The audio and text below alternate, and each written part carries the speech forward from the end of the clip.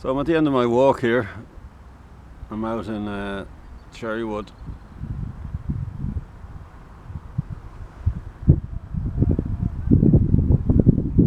Very commercial development out here in the last few years.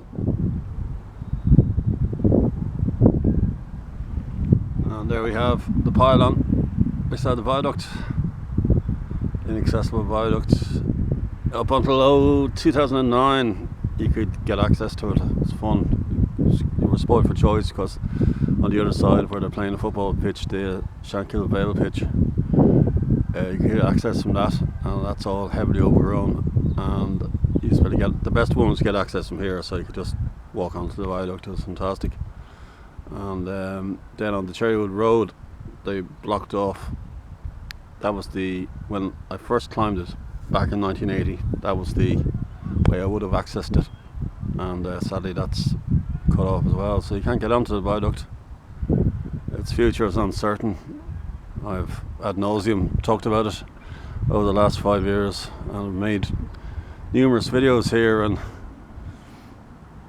we don't have any transport going over it for the foreseeable future. As I said, the last lifting train, scrap train, would have been probably, you're looking at August 1960 when they took up the last tracks, maybe early August, and then by late September the line to be removed down to Shangana Junction where I was this morning earlier on. Here I am 2 hours later, and this is all kind of grade separated now, so with the way this has been landscaped, but the lines would have come across here, and see that F2 sign there, it would have gone straight down there, so, and then the original line would have bisected those apartment block there, and then there would have been like an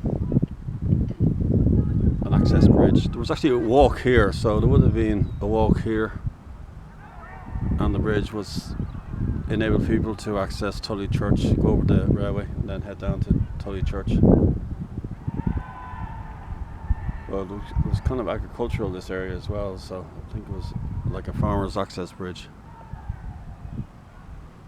But ultimately it's disappointing that we don't have a Luas at least coming through here. We obviously have the Luas terminus just around the corner, and just abruptly ends, an unsatisfactory end as I said before.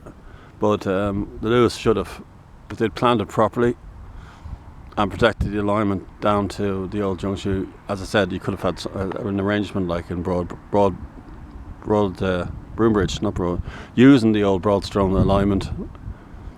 So from here you can actually get a Luas right up to that railway line. But sadly, just thought of that now, sadly you can't get the Luas onto the coastal railway line, which would have been perfect.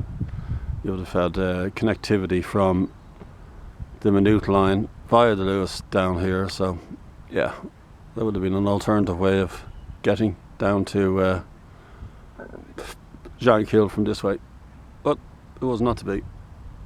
So yeah, as I mentioned before, you had it actually was 2 specials that ran over this line in mid-June for the film and Johnny Nobly. So you see Nigel Patrick's actually looking out the window. If you look at that film, he's actually looking towards where the houses are now off Falls Road. You can see that, and I get the impression that they obviously would have hired the trains from CIE, and they were kind of intercity trains, probably the old Wexford train. I think they were Park Royal coaches, laminated coaches, so were the restaurant car that he's in, etc. And then a silver class livery, silver livery, A class Crossley engine.